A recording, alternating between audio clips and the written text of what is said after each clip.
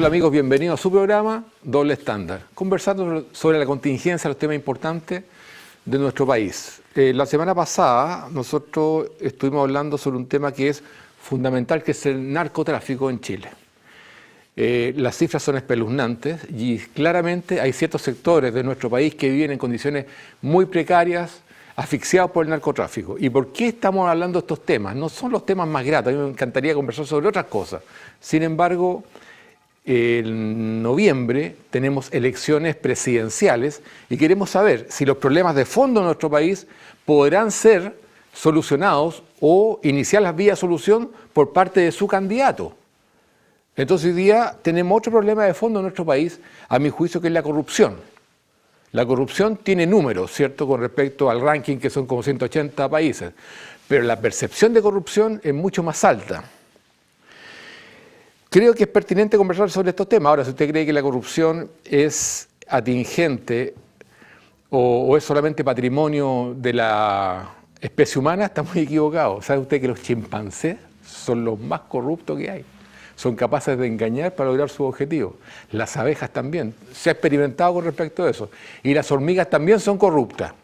Entonces, no somos solamente los seres humanos, eso puede ser un tremendo alivio. Para que no nos estamos tan mal. Por lo tanto, cuando veamos las abejas, las hormigas y los chimpancés, podemos tener ahí alguna forma de mitigar nuestra angustia. En fin, el ser humano, y esto lo dicen los psicólogos, los psiquiatras y los sociólogos, siempre piensa primero en sí mismo. De ahí nace la corrupción, primero en sí mismo. Después ve el tema valórico, el tema moral, o después piensa en los demás. Por lo tanto, el ser humano siempre tiene que estar regulado para no caer en corrupción. Ahora, tratemos de explicar un poquito, demos algunos ejemplos de corrupción. Por ejemplo, cuando se intenta sobornar a un carabinero, eso es corrupción. Cuando un contribuyente paga los impuestos, ¿cierto? Esos impuestos van a salud pública, educación pública, infraestructura, seguridad pública también, el Sename, conversamos la semana pasada sobre el Sename, y un montón de instituciones. Desafortunadamente, gran parte de las platas destinadas a estas instituciones queda entre los dedos de los operadores políticos. Y es muy poco lo que llega a las instituciones.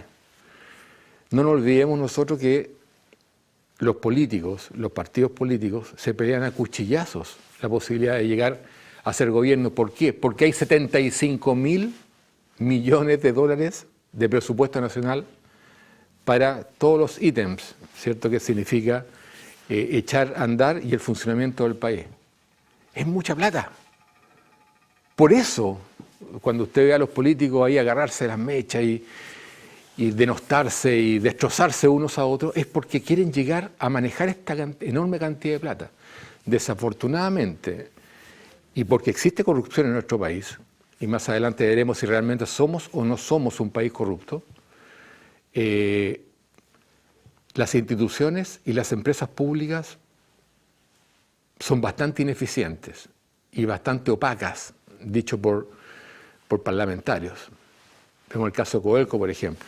Cada vez, y lo he nombrado en otras ocasiones, cada vez que se ha intentado transparentar la administración y el funcionamiento de Codelco, han habido resistencias más o menos importantes. Una de esas resistencias, ¿cierto?, fue ejercida por Landerreche cuando fue presidente del directorio de Codelco. ¿Y cuál fue la consecuencia de eso? Le llegó una bomba a su casa. Entonces, ¿existe corrupción en Chile? Existe. ¿Somos un país corrupto? Usted lo podrá definir o determinar al final de este programa. Otra forma de corrupción, cuando el jefe abusa de su poder. Me imagino que, a lo mejor usted que nos está viendo en la casa, ha sido víctima de su jefe. Bueno, eso es corrupción. Obligarlo a hacer algo que usted no quiere. Abusar del poder. Y eso no puede ser más cruel, porque la persona afectada necesita ese trabajo y muchas veces tiene que acceder a los requerimientos del jefe para poder seguir trabajando en esa empresa o en esa institución y poder llevar plata a su casa y, bueno, satisfacer las necesidades básicas de su familia. Entonces, bastante cruel el abuso de poder por parte de los jefes. La colusión, ya hablaremos profusamente sobre la colusión, que en el fondo es ponerse de acuerdo para perjudicar o dañar a terceros, generalmente a quienes se dañan, al consumidor. Y generalmente son las personas en condiciones más precarias las que son más fuertemente afectadas. Porque una persona que tiene buenos ingresos, que le cobren 100 o 200 pesos más por un producto, no le afecta. Pero la persona que tiene una condición más precaria sí le afecta. La conspiración es otro ejemplo de corrupción, el tráfico de influencia, presión indebida. Por allá tenemos nosotros gente que ocupa altos cargos en nuestro país, que la ha hecho toda. Tráfico de influencia, uso de información privilegiada, presión indebida, ha sido hasta condenado. Ahí tenemos un tremendo punto, porque lo voy a conversar más adelante, pero creo que nosotros no podemos irnos por las conveniencias. Tiene que haber elementos éticos y valóricos en la elección de un presidente, necesariamente. No podemos elegirlo por conveniencia, porque eso significa una degradación integral de la sociedad a la larga. Bueno, eso es otro tema. Enriquecimiento oculto, ¿cierto? Obstrucción de la justicia, uso ilegal de información privilegiada, nepotismo. Cuando se contratan a familiares dentro de las empresas, las instituciones, qué sé yo. Esas son formas de corrupción. Ahora, hay un estudio bien interesante que dice que las mujeres son menos corruptas que los hombres. Pero por una razón muy sencilla, que la mujer tiene más aversión al riesgo que el hombre, por lo tanto, pone más resistencias a la corrupción. Pero nos hemos dado cuenta que en nuestro continente tenemos mujeres muy corruptas también, que fueron presidentas.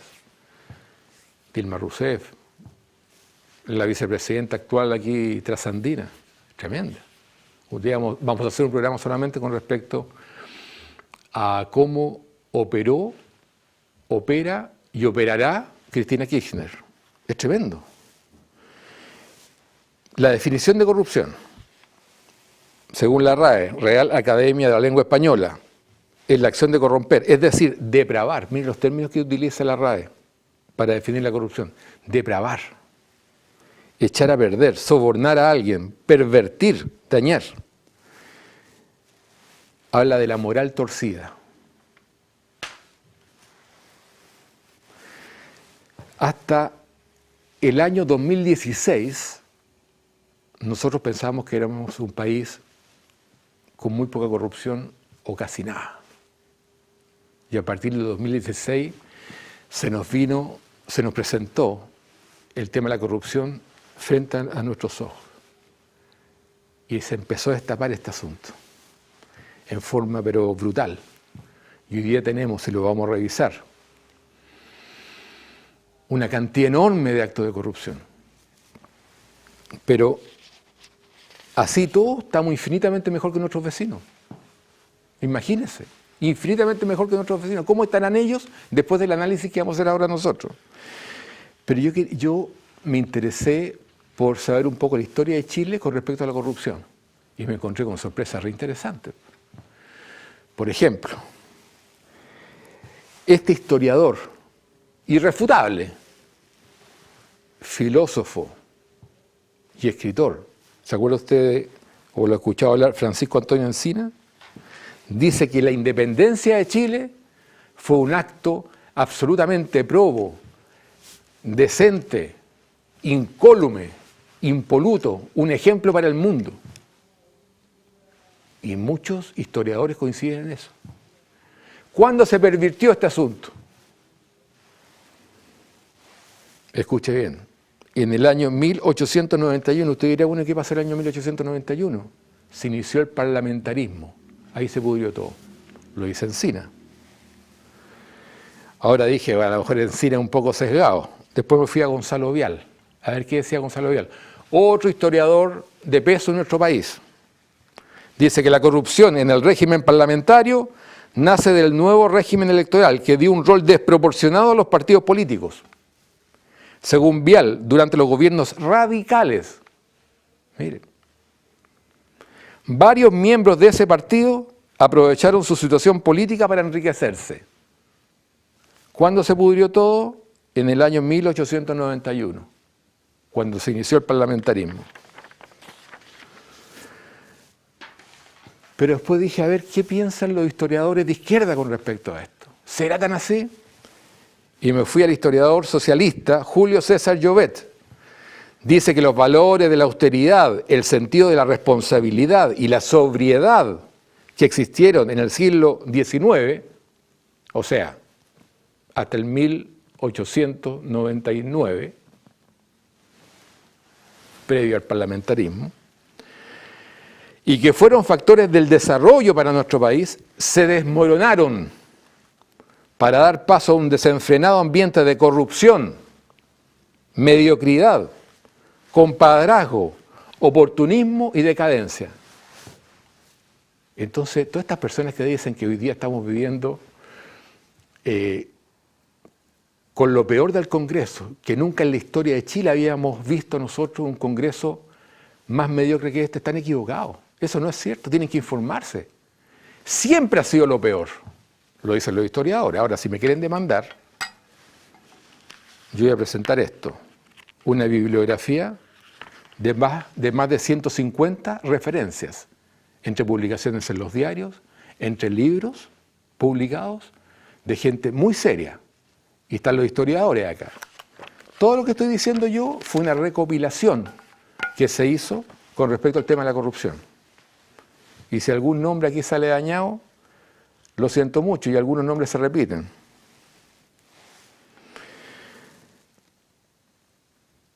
Eso es súper importante de Cosinar. Hablan además que en esa época los partidos armaron máquinas electorales en los municipios para manipular los comicios, comprando regidores y alcaldes, siendo estos últimos los encargados de inscribir a los votantes, recibir los sufragios y recontarlos. Falsificaron los escrutinios, robaron actas, urnas, hicieron sufragar a muertos. Estamos hablando de la historia de Chile, no estamos hablando de historia reciente. Los inicios, estamos hablando del siglo XIX, finales del siglo XIX y principios, los albores del siglo XX, 1890, 1910. Se desarrollaron además vínculos, dicen todos estos escritores, entre los políticos y grandes negocios. Varios parlamentarios aprovecharon su poder e influencia, actúan como abogados representando a grandes empresas en juicios en contra del fisco. Existieron casos graves que involucraban concesiones, cuantiosos trabajos fiscales, la entrega de miles de hectáreas en tierras australes y la apropiación de tierras fiscales ricas en salitre por parte de las empresas salitreras. Mira, la época que estamos hablando. También se registraron casos en que parlamentarios colocaban un precio para apoyar al gobierno. ¿Esta es la peor clase política? Siempre fue la peor. Sigamos. Era tanto el desorden y la corrupción que ahí nació la idea de crear en el año 1927 la Contraloría General de la República de Chile, por supuesto hoy día politizada.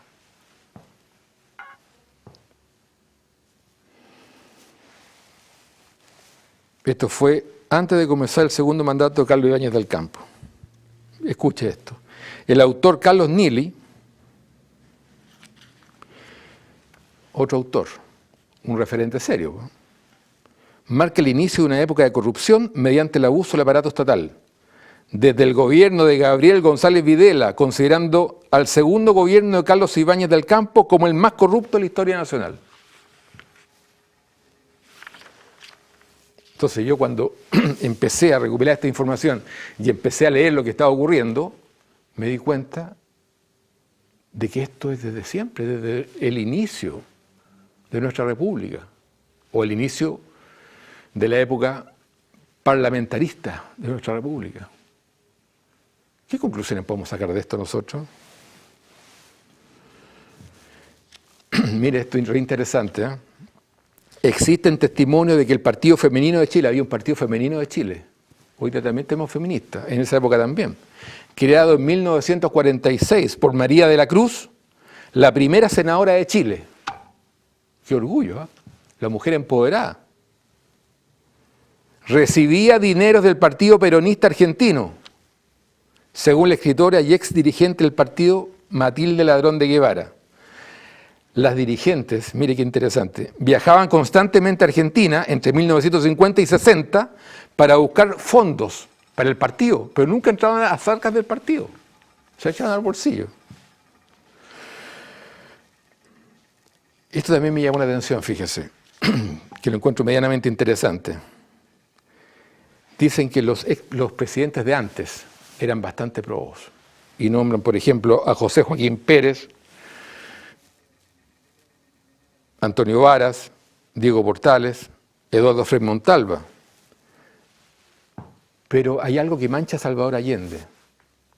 Y me puse a investigar, me pareció muy interesante este tema. Porque hay un archivo que se llama Mitrogin, que vinculan pagos de la KGB averígüela, porque está todo en la red, en libros, está todo acreditado en reportaje, en fin. Según el archivo Mitrogin, que vinculan pagos de la KGB a Salvador Allende. ¿Para qué? A cambio de información privilegiada.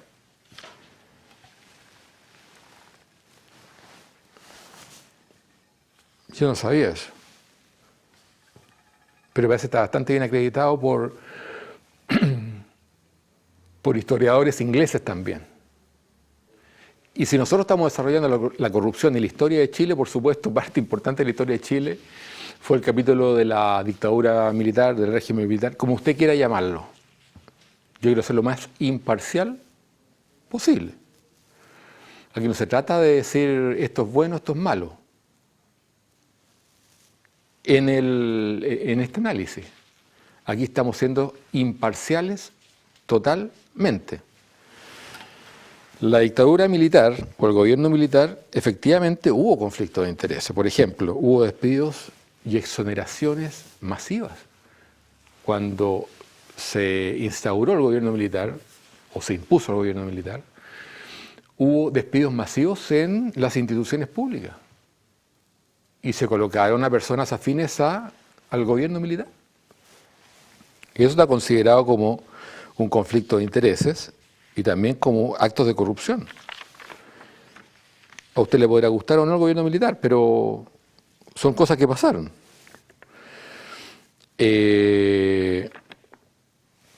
Hubo coimas también a jueces para que los jueces cambiaran sus veredictos o bien actuaran por omisión en algunos casos. Eso está acreditado en el libro negro de la justicia chilena, publicado en el año 99. La ley de amarre. Cuando el general Augusto Pinochet se fue, dejó a todos estos funcionarios afines al gobierno militar bajo una ley de amarre del año 1990, en el cual no se podían despedir a estos personajes y tenían la condición de inamovible. Hubo también malversación de fondos públicos, sobresueldos e indemnizaciones, bastante arbitrarias. Hay todo un desarrollo aquí donde los quiero alatear. Las privatizaciones, efectivamente las privatizaciones generaron los grupos económicos que hoy día existen. Algunos han desaparecido por ineficientes, otros se han agrandado y la gran mayoría se ha internacionalizado. Pero efectivamente se hizo entre cuatro paredes y a dedo. No fueron licitaciones públicas. Bueno, y uno de los grandes favorecidos ahí, ¿quién fue? Julio Ponce, yerno de Pinochet.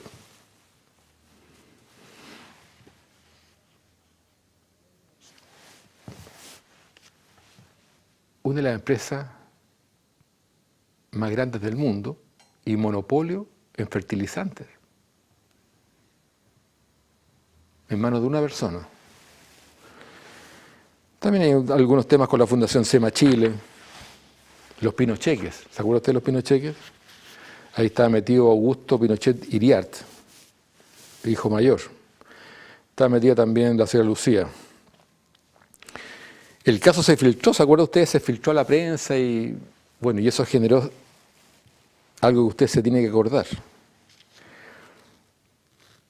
El acuartelamiento de tropas como una presión del general Pinochet, ¿cierto?, para que no se siguiera investigando con respecto a estos cheques. Como siguió la presión en el gobierno siguiente, vino el boinazo. Elwin se vio obligado nuevamente a ceder. Bueno, y en definitiva, con Eduardo Frei Ruiz-Tagle se acabó ese caso. Está el caso Riggs también, del Banco Riggs. Ahí el juez, bueno, ahí se intervinieron varias personas. Sí, no, eso dejémoslo ahí nomás. Pero muchos involucrados. Yo entrevisté a varios de ellos.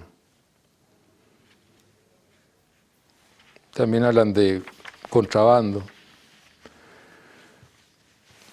Hubo un vínculo ahí, ¿se acuerdan ustedes?, entre el ex agente de la DINA, Manuel Contreras, y Edgardo Batich. Era un negocio ilícito también vinculado con el narcotráfico. Hubo tráfico de armas entre FAMA y Croacia. Incluso hubo un crimen. ¿Se acuerda usted? El cuerpo del general, no era general en esa época. No llegó a ser general. El cuerpo del coronel Gerardo Huber, ex integrante de la DINA y encargado de la compra de armamento durante la dictadura militar, desapareció y lo encontraron flotando en un río. ¿Cómo se llama el río? ¿No era Clarillo, parece? Director, ¿era el río Clarilla? ¿Se acuerda usted algo, no? No estoy seguro, creo que sí. Parece que sí. Por ahí lo encontraron, sí. Dijeron que se había ahogado. Después dijeron se suicidó. Y después los análisis forenses desmintieron, encontrando su cráneo destruido por la bala de un rifle militar. Esto es como consecuencia del tráfico de armas entre FAMA y Croacia. Estaba prohibido por la ONU darle armas a Croacia, y Chile y otros países también, hay que ser justos, le envió. Bueno, ¿se acuerdan ustedes de los pertrechos de guerra de la FACH el año 1997? No eran pertrechos de guerra. ¿Qué eran? Eran artículos personales dirigidos a oficiales, incluyendo su general Vega, ¿se acuerda usted? Me tocó entrevistarlo a mí. Hay un tema muy complicado con los aviones Mirage también. ¿Se acuerda, director, o no? Los aviones Mirage, hubo coimas de varios millones de dólares. Sí, así es.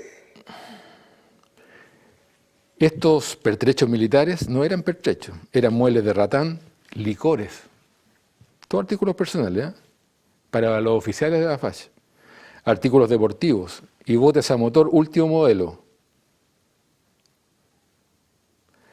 ¿Por qué los trataron como pertrechos militares?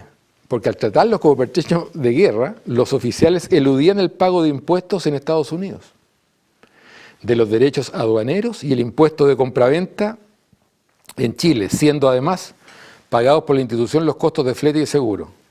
Por eso lo hacían pasar por pertrechos de guerra, pero eran cosas personales, de lujo.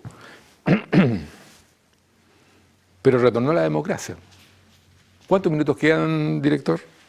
Nos quedan 2 minutitos nomás. No vamos a alcanzar.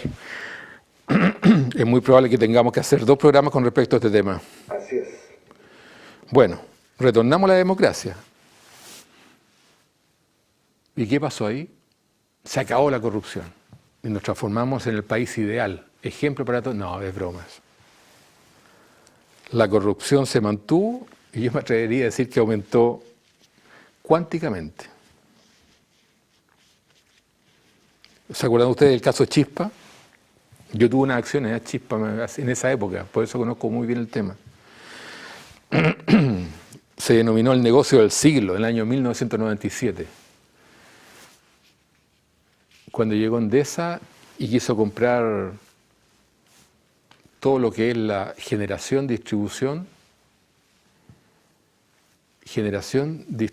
y, bueno, todo lo que significa cuando usted prende la luz en su casa, le llega la energía, le llega la luz. Prende el interruptor, le llega la luz.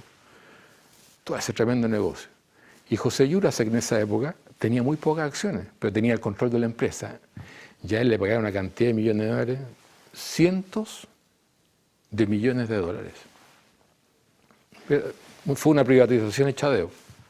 Bueno, él y todo su directorio ganaron mucha plata.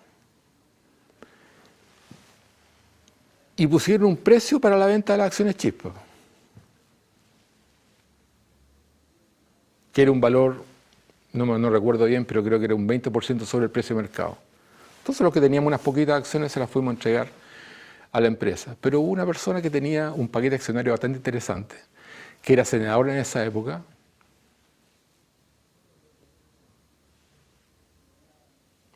usó su posición de senador para obligar a esta empresa española a pagarle por su paquete accionario un precio muy superior al precio que le pagaron a los accionistas minoritarios.